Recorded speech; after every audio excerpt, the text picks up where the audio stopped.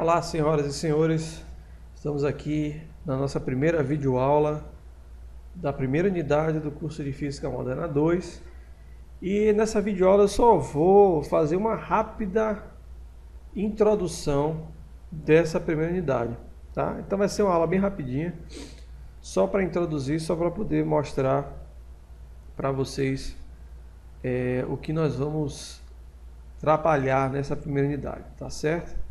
Muito bem, vamos lá. O conteúdo programático dessa unidade, eu já falei no vídeo de apresentação, está lá na plataforma, mas eu vou reforçar. Nós vamos falar basicamente sobre o átomo de hidrogênio. O que vai ser dito aqui vai ser a aplicação da equação de Schrödinger para o átomo de hidrogênio. Quer dizer, nós vamos calcular a equação de Schrödinger utilizando a energia potencial coulombiana, que é a interação que existe entre um próton e um elétron, e vamos resolver a equação de Schrödinger. A solução dessa equação vai nos fornecer as funções de onda possíveis para esse elétron. Então vocês vão ter que lembrar o que é a equação de Schrödinger, como é o tratamento dela, como é que se interpreta ela, para poder acompanhar o que vai ser trabalhado aqui. Como aqui já pressupõe que todos já estudaram Física Moderna 1, que já viram a equação de Schrödinger, eu não vou tratar com muito detalhe sobre o contexto da equação de Schrödinger, sobre a interpretação, né, eu parto do pressuposto que todos já saibam isso. Então, vamos ter que relembrar isso. Antes é feito um contexto histórico, contando bem rapidamente sobre a evolução do modelo atômico, como se chegou até hoje, como era no início, como isso foi surgindo.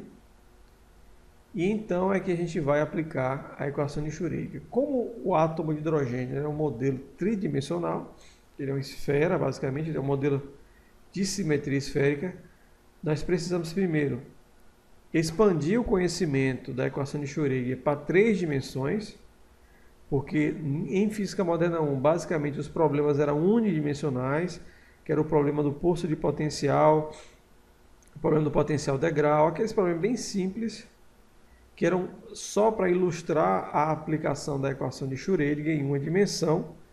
Aqui nós vamos fazer uma releitura daquele problema em 3 dimensões, para que, ao iniciar a discussão do átomo de hidrogênio, a gente já saiba mais ou menos como trabalhar a equação de Schrödinger para o átomo de hidrogênio.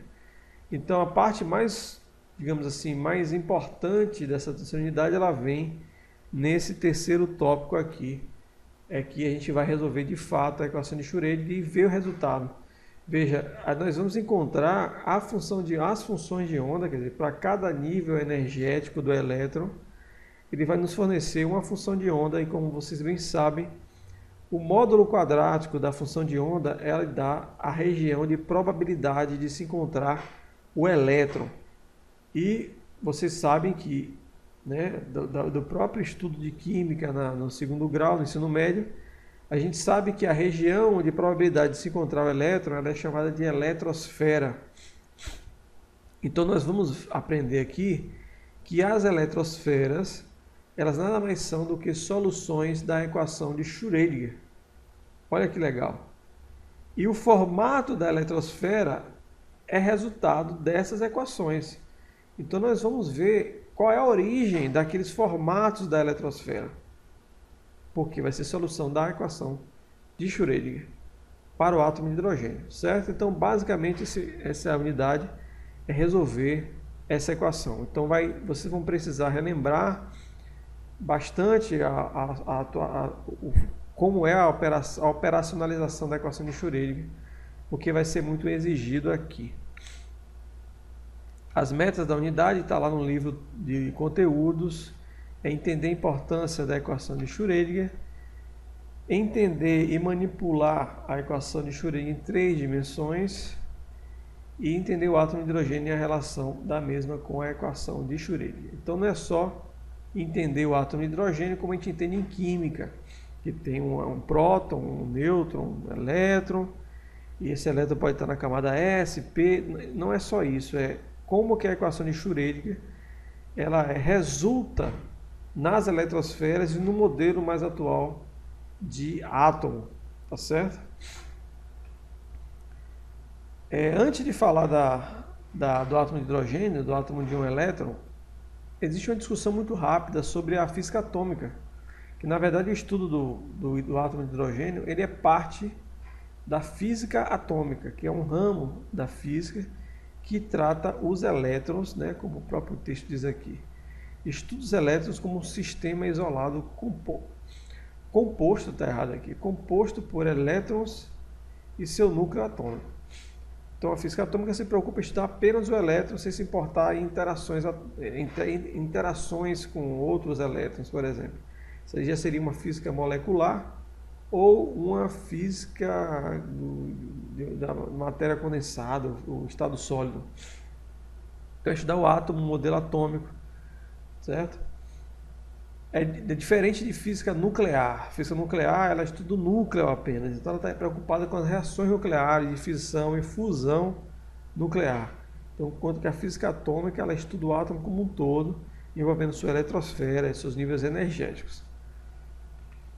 Isso aqui é uma definição que eu achei na Wikipédia de física atômica. Então, física atômica ou física atômica com acento, que é uma versão de Portugal,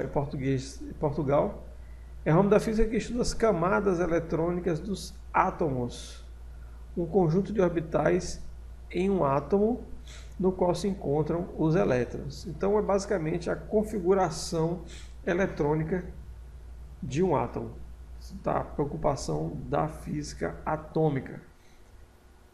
Seus resultados são fruto da aplicação da equação de Schrödinger. Como eu falei para vocês, a gente precisa ver que o comportamento dos elétrons, a região das eletrosferas, elas são frutos da aplicação da equação de Schrödinger. O que é a aplicação da equação de Schrödinger? É você pegar a energia potencial que está acontecendo, existindo entre um próton e um elétron, que é, a grosso modo, a energia de interação colombiana, e colocar essa condição lá na equação e resolver essa equação diferencial, quer dizer, encontrar qual é a função de onda que satisfaz aquela equação diferencial, e essa solução vai nos fornecer a função de onda do elétron. E o módulo quadrático dela me dá a região de probabilidade de se encontrar esse elétron. Então esse é mais ou menos o caminho que a gente vai fazer. O único átomo que apresenta a solução exata das equações da mecânica quântica é o átomo de hidrogênio. Olha só.